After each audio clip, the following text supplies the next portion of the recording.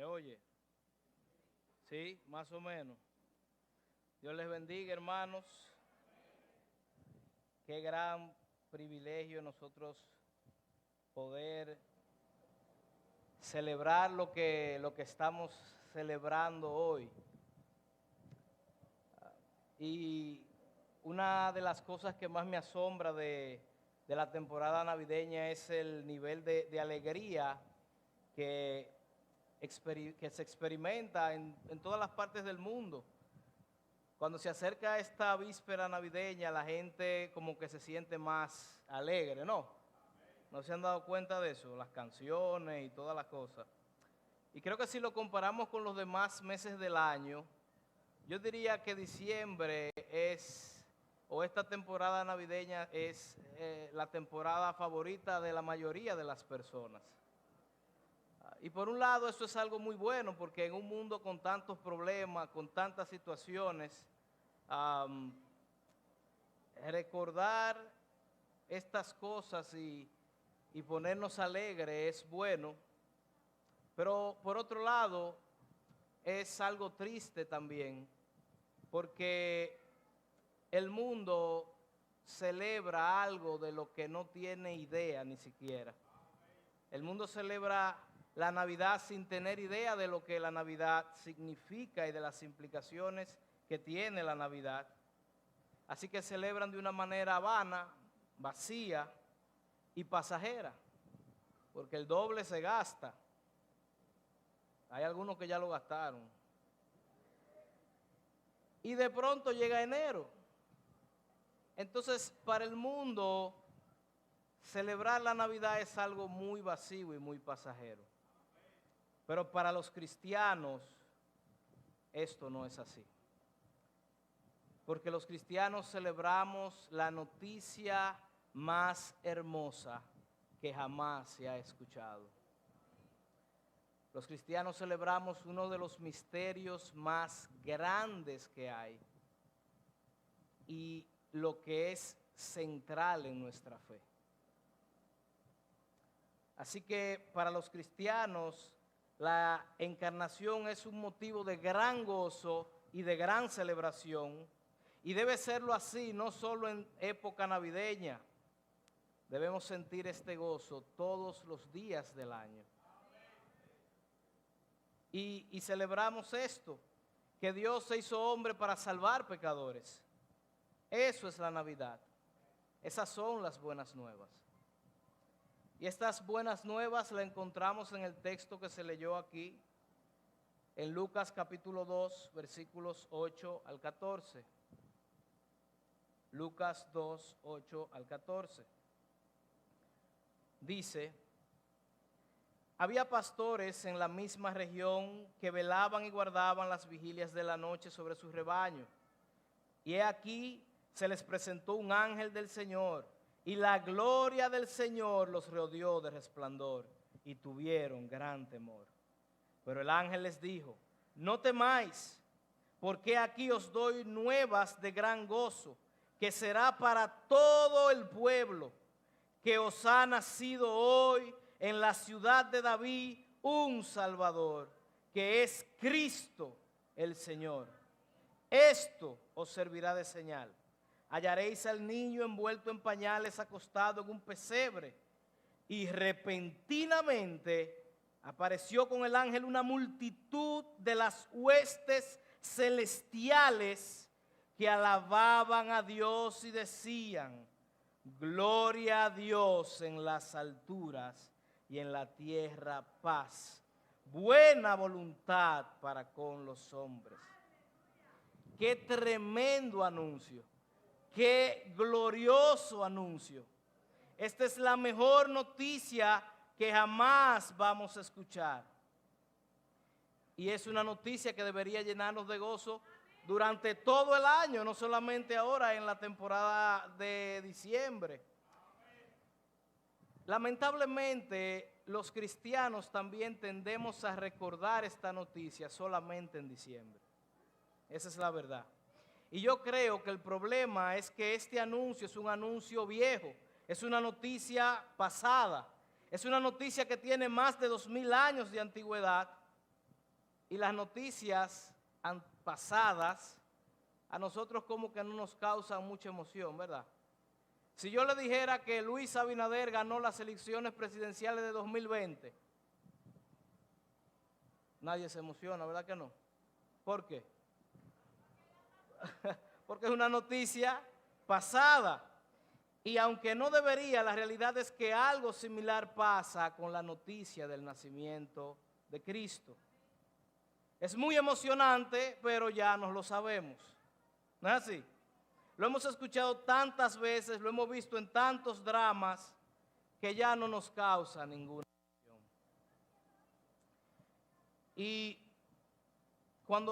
debo confesar que cuando Fanny me dijo que predicara sobre este texto, yo mismo comencé a preguntarme, ¿cómo puedo yo abordar este texto de una manera innovadora o refrescante? Porque la verdad es que esto es una noticia vieja. Y cuando me hice esta pregunta, el Espíritu Santo me reprendió inmediatamente. Me reprendió y me llevó a cuestionarme, y yo me pregunté a mí mismo, ¿cómo es posible que tú te encuentres este anuncio viejo? ¿Cómo es posible que tú te encuentres esta noticia aburrida y pasada? Y me pregunté yo mismo, José, ¿qué tú necesitas agregarle o quitarle a esta noticia? Y el Espíritu Santo me dijo, sola Escritura. No le agregues ni le quites. La noticia es perfecta tal como está. No necesita cambios, no necesita giros, no necesita imaginación, porque esta noticia no es una novela, es el hecho histórico que cambió el rumbo de la humanidad. Es una noticia que aunque tenga más de 2000 años, sigue siendo relevante hoy y seguirá siendo relevante para todas las generaciones futuras. Es más, esta noticia seguirá siendo relevante por toda la eternidad. Y yo quiero pedirle a Dios que abra nuestros ojos a la realidad de esta noticia. Y le pedí al Señor que lo hiciera conmigo. Y quiero pedirle que lo haga con ustedes en esta noche. Vamos a orar. Padre, aquí estamos. Aquí está tu pueblo, aquí está tu iglesia, pidiendo que, por favor, abras los ojos de nuestro entendimiento. Abras los ojos de nuestro entendimiento a esta noticia tan relevante y tan importante para nosotros aún hoy. Oh Señor, que tu Santo Espíritu hable a nuestras vidas y nos transforme por medio de tu palabra, Señor. Te pedimos estas cosas en el nombre de Jesús. Amén. Bien, vamos a ver la noticia. No vamos a agregarle, no vamos a quitarle. ¿Qué hay en esta noticia? Bueno, hay 4 cosas. Lo primero que hay es quiénes son los receptores de esta noticia. Lo segundo que hay es quiénes son los emisores de esta noticia. Lo tercero es cuál es el contenido de la noticia. Y cuarto y por último, cuál es el impacto de la noticia. Así que vamos de una vez al punto 1. Lucas 2:8 nos dice quiénes eran los emisores, los receptores de esta noticia. Dice Lucas 2:8, había pastores en la misma región que velaban y guardaban las vigilias de la noche sobre su rebaño. Ahora piensen por un minuto, si tú tuvieras que dar la noticia más importante del mundo, ¿a quién tú le darías esta noticia primero? Esta no es cualquier noticia. Esta noticia es que Dios está irrumpiendo en nuestro tiempo y nuestro espacio. Es la más grande de las noticias. ¿Y a quién se la daríamos si fuéramos nosotros? Si fuera en nuestro tiempo, nosotros se lo diéramos a los influencers que tienen más seguidores, a personas que puedan agitar las masas, que puedan llevar este mensaje para que tengan el mayor alcance, a las personas más influyentes. En los tiempos de Jesús hubiera sido quizá más sensato darle esta noticia primeramente al Sanedrín o al Consejo de Ancianos de Israel o a los principales. Y si no a ellos, quizá esta noticia debió llevarse a las mejores universidades de Atenas, donde estaban los grandes pensadores, los grandes filósofos, o quizá debía llevarse al centro del corazón del imperio. Debió llevarse primero a Roma, a la corte del César, a donde las personas que tuvieran más poder e influencia para comunicar esta noticia. Sin embargo, el ángel no fue enviado ni a las autoridades religiosas, ni a las universidades prestigiosas, ni a la corte del César. El ángel fue enviado a los campos de un pueblito insignificante a dar la mayor y más relevante de todas las noticias. Y se la dio no a filósofos, no a escribas, se la dio a pastores de ovejas. No hay detalles de quiénes eran estos pastores, no se nos dicen los nombres. ¿Sabe por qué? Porque eran pastores de ovejas comunes y corrientes que estaban cuidando sus ovejas esa noche. No tenían ninguna influencia sobre nadie. Desde un punto de vista lógico y racional, esto no tiene ningún sentido. Darle esta noticia a pastores de ovejas parece un desperdicio. Y debemos preguntarnos por qué los receptores primarios de esta noticia no fueron los escribas, no fue el Sanedrín, no fue el Consejo de Ancianos de Israel, sino que fueron simples pastores de ovejas. ¿No le da curiosidad eso? Un pastor de oveja era una de las profesiones más bajas, tenían menos estatus, generalmente lo hacían jovencitos y adolescentes ese trabajo, no requería de ninguna capacitación especial. Era el trabajo más común, más corriente. De hecho, los pastores de ovejas tenían una posición tan baja ante los ojos de los fariseos, que los fariseos los consideraban violadores de la ley de Dios, porque ellos, por la naturaleza de su trabajo, no podían guardar el día de reposo. El día de reposo había que cuidar a las ovejas también. Sus testimonios ni siquiera eran tomados en cuenta en la corte. Eran las personas más humildes que se podía encontrar en los campos. De hecho, la gente no le gustaba andar muy cerca de los pastores de ovejas, porque usted sabe a qué olían. A oveja. Estaban sucios, enlodados, no tenían nada, ninguna influencia, ninguna capacidad de liderazgo. Y a Dios se le ocurre enviar el ángel con la noticia más importante de la historia a estas personas tan bajas, tan pobres y tan ignorantes. ¿Por qué? Isaías 61:1 nos da una idea. Isaías 61:1 dice: el Espíritu de Jehová el Señor está sobre mí, porque me ungió Jehová, me ha enviado a predicar buenas nuevas a los abatidos, a vendar a los quebrantados de corazón, a publicar libertad a los cautivos y a los presos, apertura de la cárcel. La palabra aquí, abatido, significa enviar las buenas nuevas a los pobres. Y no necesariamente pobres por su situación económica, sino a los pobres de espíritu, a las personas humildes, a las personas que reconocen que necesitan ser salvados. Primero a ellos se les envió esta buena noticia. Y yo creo que Dios lo hace así, porque si fuera de otra manera, nosotros tendríamos de qué gloriarnos nosotros mismos. Si Dios le hubiera enviado esta noticia primero al Sanedrín o al Consejo de Ancianos de Israel, lo que hubieran dicho es, claro, que tienen que darnos la noticia a nosotros primero, porque nosotros no quemamos la pestaña aquí, estudiando. Nosotros somos los teólogos de la época. A nosotros nos tienen que dar el mensaje primero.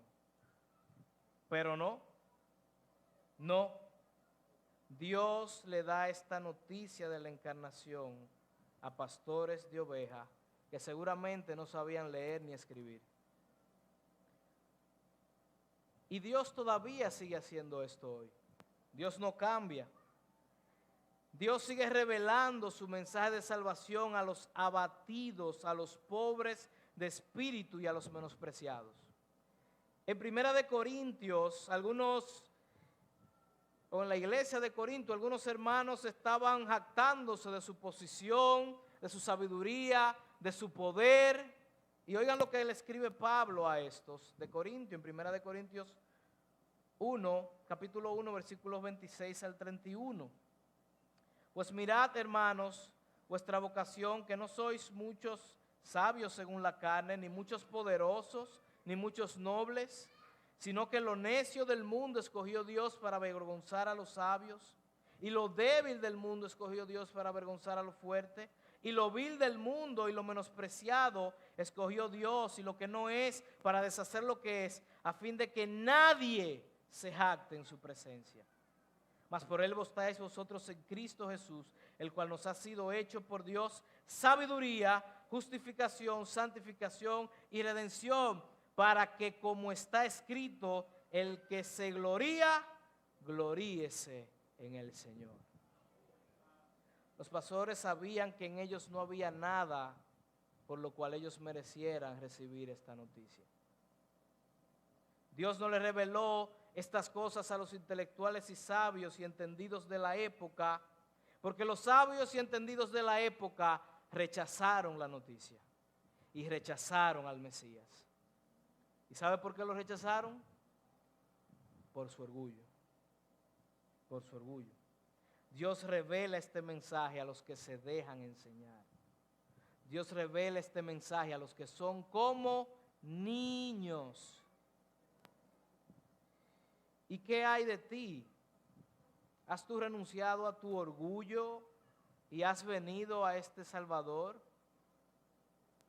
Recibir esta noticia, hermano, no admite ningún mérito humano. El niño en el pesebre lo hizo todo.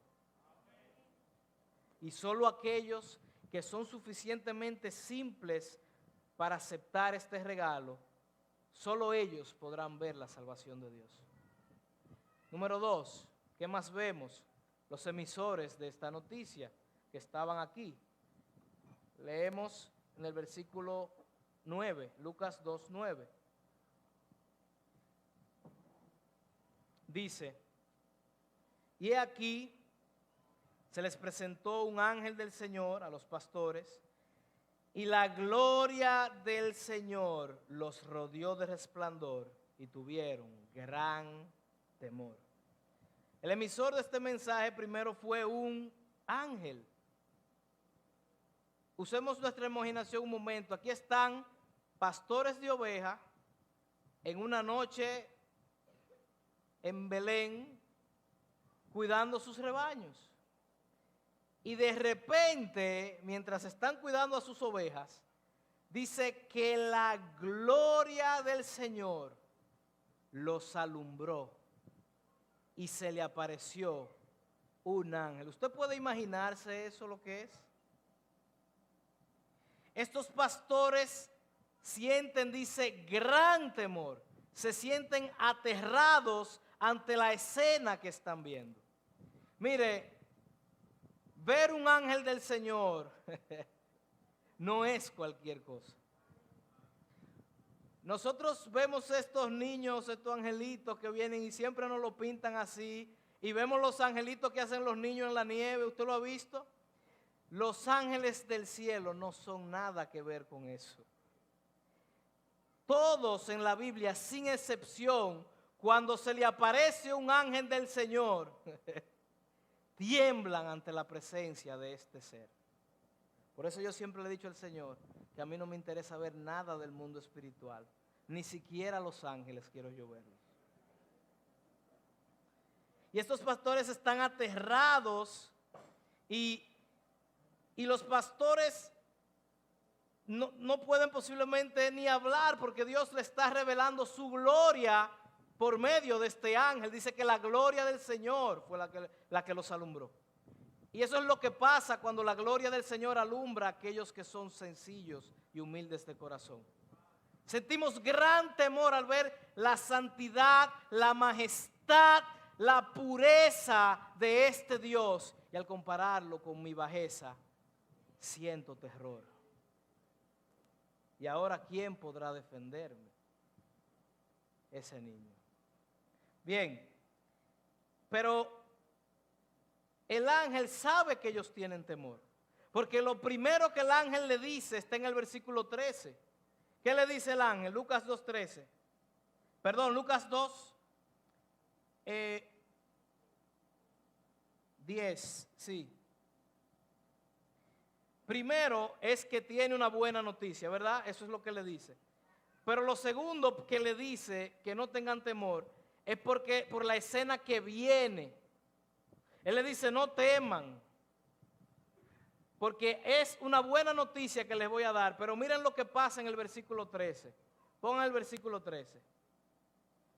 Y repentinamente apareció con el ángel una multitud de las huestes celestiales que alababan a Dios. Lo primero que el ángel le dice, no tengan miedo porque es una buena noticia, es lo primero, tranquilos. Pero lo segundo es lo que iba a pasar ahora. Imagínense que estos pastores no vieron un solo ángel.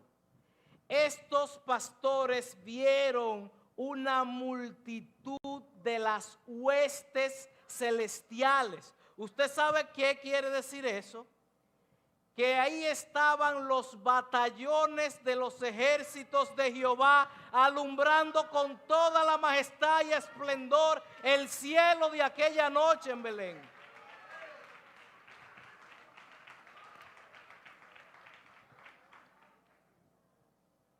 El cielo se llenó de los ejércitos celestiales, con estos guerreros celestiales.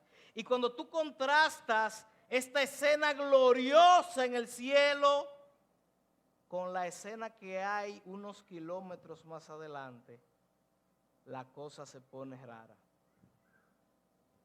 Toda esta gloria y majestad de los cielos y a unos kilómetros un bebé en un pesebre. Y ese es el mensaje que tiene este ángel. Ellos vienen a ver a un bebé. La noticia se trata de un bebé. Todo este espectáculo deslumbrante de la gloria de Dios para anunciar a un bebé que va a nacer en un pesebre. Porque si por lo menos fuera un bebé que va a nacer en la corte real, yo te digo, bueno, está bien, lo amerita. Pero es un bebé que va a nacer en un pesebre entre animales y estiércol, la humedad, la suciedad. ¿Y cómo sabemos eso? Versículo 12. Lucas 2:12. Esto servirá de señal. Hallaréis al niño envuelto en pañales, acostado en un pesebre. Si soy yo, le digo, ¿y tanto show para eso? Tanto espectáculo y despliegue de todos los batallones del cielo para un bebé en un pesebre. ¿Se dan cuenta el contraste de las dos imágenes? ¿Se puede dar cuenta? Estos batallones celestiales solamente están ahí para ver al bebé. Anhelan ver a ese bebé. ¿Y usted sabe por qué anhelan ver a ese bebé? porque ellos han visto la gloria de este bebé antes de estar en ese pesebre. Los ángeles saben lo que se siente estar tan aterrados como los pastores por la gloria de Dios. Y los ángeles quieren ver cómo es posible que ese que ellos saben se está encarnando ahí. Vamos a Isaías 61, Isaías capítulo 6, versículos 1 al 3, para que ustedes vean eso. Los ángeles. Miren esta visión de Isaías. Isaías 6, 1, 3 dice: en el año que murió el rey Usías, vi yo al Señor sentado sobre un trono alto y sublime, y sus faldas llenaban el templo. Por encima de él había serafines, cada uno tenía 6 alas, con 2 cubrían sus rostros, con 2 cubrían sus pies, y con 2 volaban. Y el uno al otro daba voces diciendo: Santo, Santo, Santo, Jehová de los ejércitos, toda la tierra está llena de su gloria. Y usted sabe ¿de quién estos ángeles están hablando en la visión de Isaías? Juan, capítulo 12, versículo 41, nos dice a quién fue que Isaías vio esa visión y de quiénes los ángeles estaban aterrados. Juan 12, 41 dice: Isaías, dice Juan, si lo pueden poner, Juan 12, 41. Isaías dijo esto, refiriéndose a Jesús, cuando vio su gloria y habló acerca de él. Juan dice que la gloria que cegaba a los serafines era la gloria de Jesús en el cielo. Y estos ángeles en el cielo, cuando miraban la gloria de Dios, no podían verla directamente, tenían que tapar sus ojos porque no soportaban la intensidad de la gloria de Dios. Estos grandiosos seres angelicales, que son mayores que nosotros, no podían, no aguantaban ver la majestad y la gloria del Santo de Israel. Pero ahora, el Santo de Israel, cuya gloria ni siquiera los ángeles pueden ver, está envuelto en pañales en un pesebre. Toda esta majestad y gloria que tenía en el cielo queda velada bajo la carne y los huesos. No había gloria alguna en aquel pesebre. A simple vista era un bebé. Vamos a seguir esto para ver el impacto de la noticia en Los Ángeles, pero vamos a pasar al punto 3. ¿Qué más vimos? Vimos los receptores, ¿verdad? Vimos los emisores, que son los ángeles. En tercer lugar, vamos a ver el contenido de la noticia. ¿Cuál es el contenido? Versículos 10 y 11. Pero el ángel les dijo: no temáis, porque aquí os doy nuevas de gran gozo, que será para todo el pueblo, que os ha nacido hoy en la ciudad de David un Salvador, que es Cristo el Señor. Estas son buenas nuevas, y no buenas nuevas cualquiera. El ángel dice buenas nuevas de gran gozo, dice el ángel, de gran gozo, porque ha nacido, y el ángel le dice que les ha nacido a ellos. Dice porque os ha nacido, es decir, que este bebé, este Salvador, no es solamente para María y José. Este Salvador también es para ustedes. Este Salvador es para todo el pueblo que ha nacido. Es para todo el pueblo. Y el ángel describe a este bebé con 3 palabras. La primera palabra es que este bebé es Salvador. La segunda palabra es que este bebé es Cristo. Y la tercera palabra es que este bebé es Señor. Salvador, Cristo y Señor. Lo primero es que es Salvador. ¿Y de qué nos tiene que salvar? ¿Para qué nos tiene que salvar? ¿Qué quiere decir que es Salvador? Bueno, quiere decir que nosotros estábamos en un peligro inminente de muerte eterna y necesitábamos a alguien que nos salvara de esta muerte eterna. Algunos que tienen vidas morales muy rectas entienden que no necesitan ningún salvador porque ellos son tan buenos que Dios nunca lo pudiera condenar. Sin embargo, probablemente los fariseos pensaban eso. Sin embargo, esto no es así. Solo este bebé es salvador y solo por medio de él podemos ser salvos. Nosotros no pensamos mucho en la realidad de que el mundo está en un peligro inminente. El mundo se dirige a una muerte eterna. Y eso es lo que los ángeles querían decir con este mensaje. Es como si ellos le dijeran: pastores, ustedes y toda la humanidad están en peligro de condenación eterna, están en peligro de muerte eterna. Las fosas del infierno están abiertas esperando a todo el mundo. Pero hoy, en la ciudad de Belén ha nacido el Salvador, ha nacido el que puede salvarlos de ese peligro inminente. Nadie está en posición de salvarse, nadie tiene poder de salvarse a sí mismo, pero este que nació en Belén sí puede salvarlos porque Él es el Salvador. Mateo 1:21 dice: y dará a luz un hijo y llamará su nombre Jesús, porque él salvará a su pueblo de sus pecados. El nombre del bebé es Jesús, significa Salvador, libertador, Jehová salva. Ese es el nombre, ese es su nombre porque Él es el Salvador. Jesús no vino para darte una vida más positiva o para que tú fueras feliz según los estándares de este mundo. Este bebé vino a salvarte de tus pecados. A eso vino. Vino a salvarte de la condenación eterna.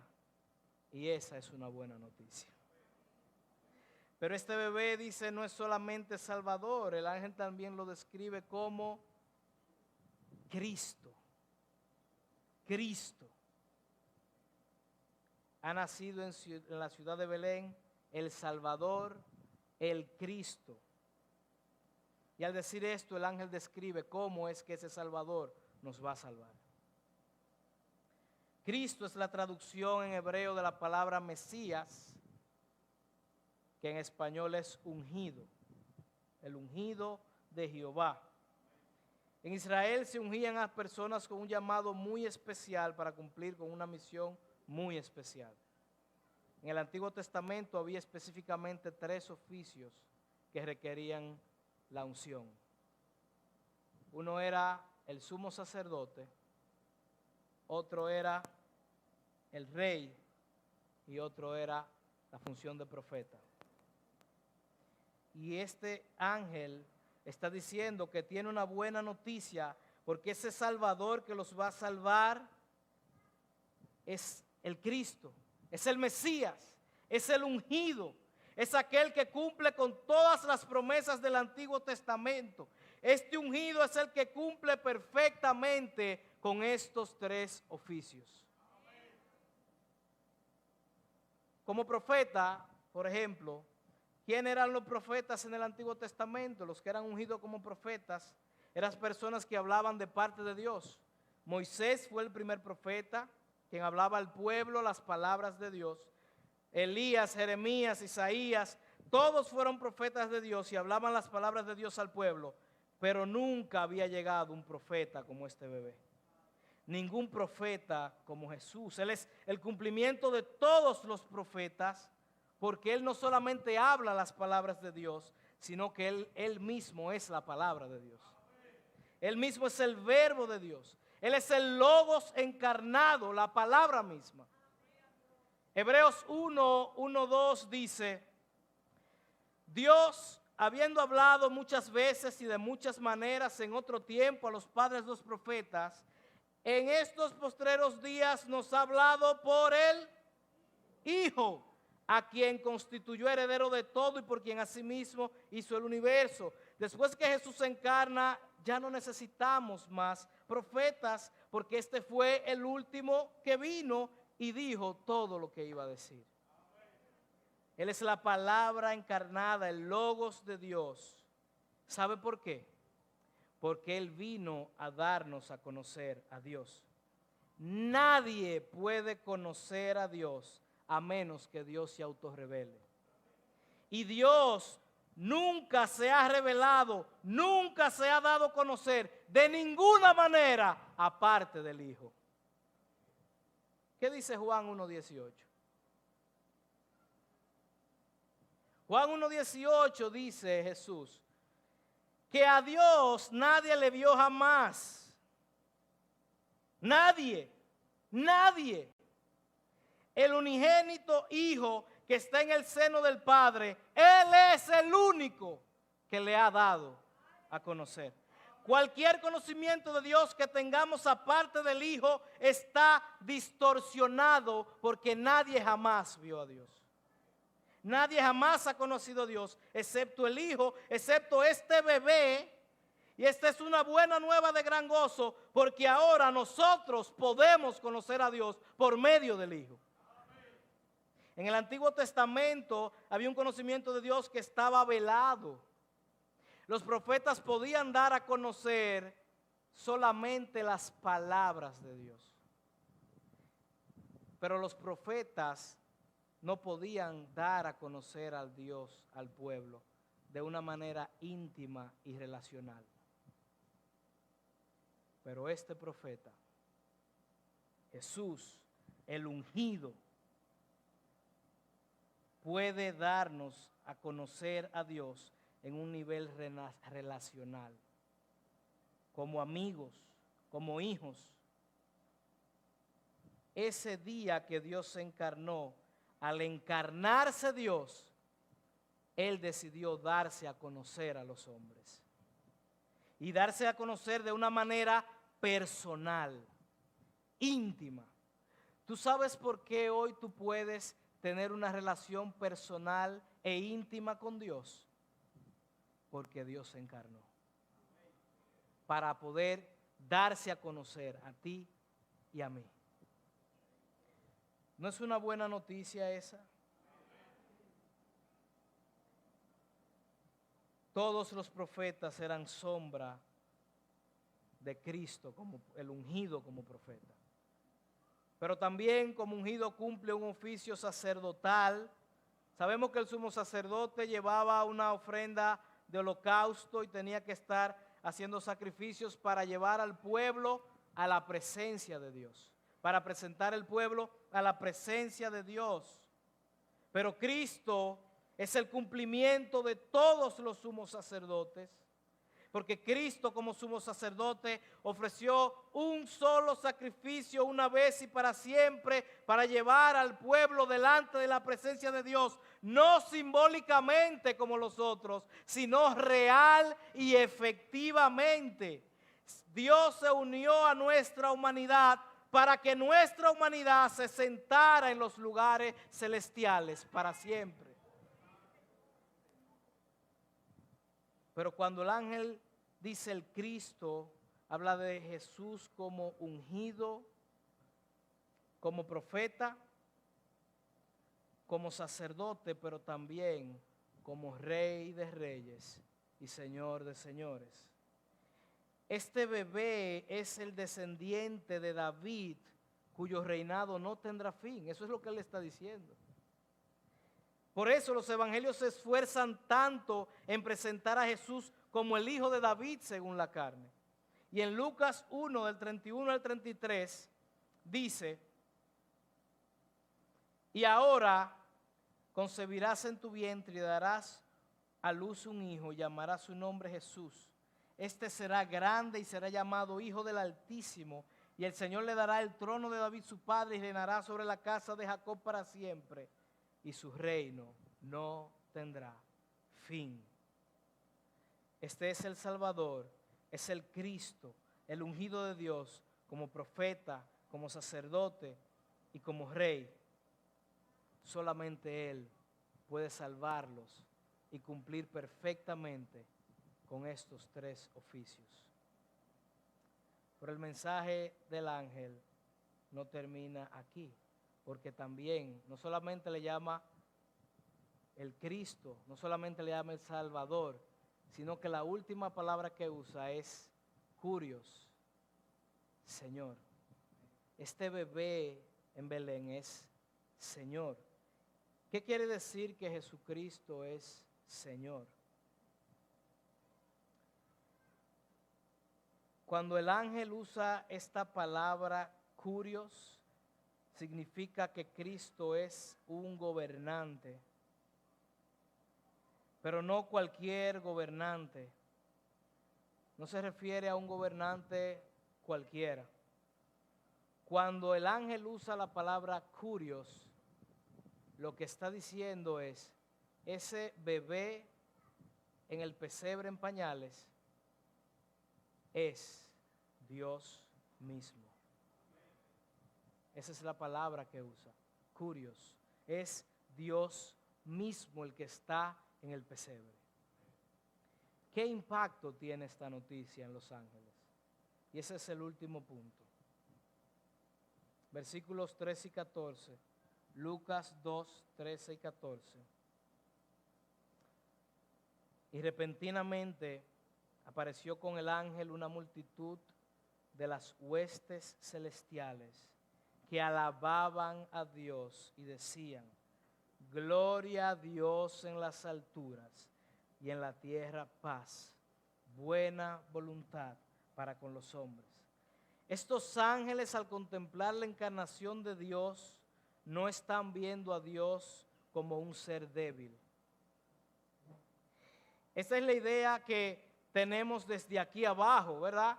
Al ver al pobre bebé en el pesebre, pero los ángeles no están viendo eso así.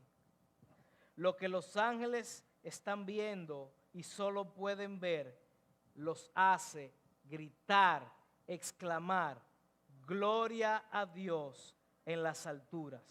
Ellos no pueden contener al anunciar y ver a Dios encarnado, porque ellos han visto la gloria y la majestad de este bebé en el cielo, y al verlo encarnado no ven ninguna debilidad en Dios. Por el contrario, al ver a Dios encarnado, ellos se asombran porque reconocen la omnipotencia de este Dios sobre sí mismo. Reconocen su plenitud sin límites. La condescendencia de Dios en y como Cristo no contradice ni oscurece su majestad, sino que es su modo libremente elegido para exhibir su majestad divina. Por tanto, la encarnación lo que muestra es que el despojarse de su gloria y la autorrealización de Dios no son antitéticos, sino idénticos. ¿Qué quiere decir eso? Que la encarnación ilumina en lugar de nublar quién es Dios. Los ángeles contemplan la omnipotencia de Dios y se asombran al ver que este Dios, que está totalmente separado de su creación, es capaz de autocrearse a sí mismo en el vientre de una virgen y pasar a formar parte del tiempo y el espacio que Él mismo creó. Los ángeles contemplan que Dios puede encarnarse sin dejar de ser Dios, asumiendo 100% la naturaleza de los seres humanos, y se asombran aún más porque esto significa que Dios, al encarnarse, ha quedado unido al hombre para siempre. Y ellos no pueden ver esto y quedarse callados. Ellos están viendo un despliegue de la omnipotencia divina y no pueden quedar callados. y tienen que glorificar a Dios, porque ven la omnipotencia de Dios en la encarnación. Ellos ven que Dios, el Hijo, asumió libremente nuestra humanidad sin perder ni restringir su divinidad, convirtiéndose en lo que antes no era sin dejar de ser quien Él siempre ha sido. Dios el Hijo al encarnarse demuestra que mientras Dios es quien es todo el tiempo, Dios se niega a ser quien es separado de nosotros. Y ellos no se pueden callar. Y tienen que decir gloria a Dios en las alturas. Gloria a Dios en las alturas. ¿Cómo es posible que este ser separado de su creación tenga el poder de pasar a formar parte de lo creado? ¿Cómo es posible que este ser totalmente separado de sus criaturas pueda unir su naturaleza a una de sus criaturas y convertirse en un 100% hombre sin perder su divinidad? Dios se niega a ser quien es separado de nosotros. Esta es la mejor noticia, porque esto quiere decir que Dios no ejerce su omnipotencia de forma remota. Dios no ejerce su omnipotencia desde arriba o desde lejos, como si estuviera aislado y aislado del sufrimiento de su creación caída. Más bien, Dios ejerce su omnipotencia entrando libremente en nuestro sufrimiento, no solo en medio de nosotros, sino en nuestra propia carne. Dios dijo, hay que estar en ese pellejo para saber lo que es eso. ¿Y usted sabe lo que hizo? Pues yo me voy a entrar en ese pellejo para saber lo que es eso. El quebrantamiento de Cristo es la victoria del amor santo de Dios que derrota el pecado, destruye la muerte y renueva la creación. Por eso los ángeles, aún viéndolo en un pesebre, como un bebé indefenso, dicen, ¿qué Dios tan poderoso es este?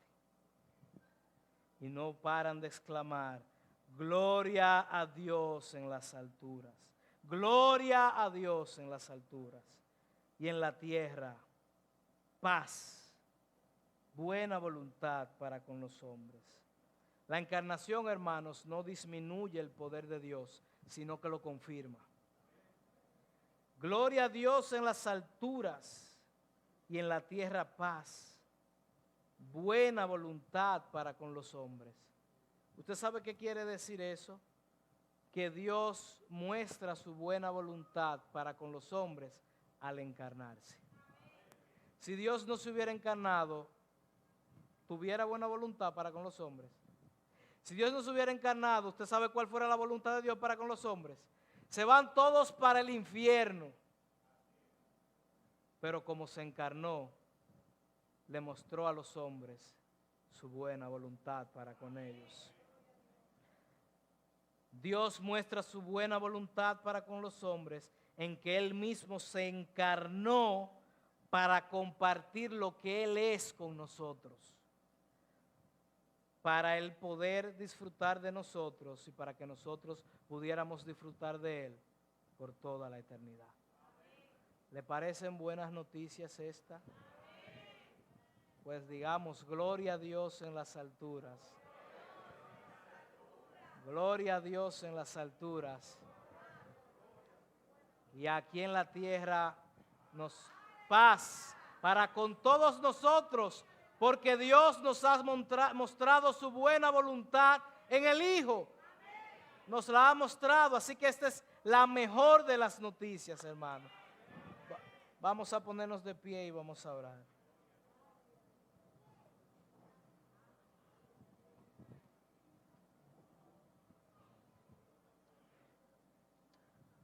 Padre, te damos las gracias en esta noche por tu palabra expuesta. Gracias por esta tremenda noticia. Gracias por esta hermosa noticia. Gracias, Señor, porque Esta noticia cambia la historia de la humanidad, cambia el rumbo de la humanidad. Gracias, Padre, porque el mundo iba camino a la condenación eterna. Pero este día tú traíste buenas nuevas de gran gozo, porque el Salvador nació. Gracias, Señor, porque tú mismo te convertiste en el camino para nosotros poder ser salvos. Gracias, Señor, gracias. Padre, perdónanos si hemos menospreciado esta noticia, si la hemos visto muy antigua, muy anticuada. Padre, perdónanos, Señor, y ayúdanos a celebrar esta noticia todos los días de nuestras vidas, Señor. Ayúdanos a celebrar que en Cristo tú nos has redimido, nos has salvado, nos has comprado, nos has permitido acercarnos a ti. En Cristo nos has permitido conocerte. Gracias, Señor. Gracias, Padre. Te pedimos que tu Santo Espíritu siga iluminando nuestras vidas, nuestros corazones y nuestras mentes, Señor, para que nosotros podamos apropiarnos de esta gran noticia y podamos vivir felices y gozosos de saber lo que tú has hecho, Señor, y de contemplar tu omnipotencia, Padre, al encarnarte para venir a salvarnos, Señor. Así que te damos las gracias, Padre, y te pedimos estas cosas en el nombre de Jesús. Amén y amén.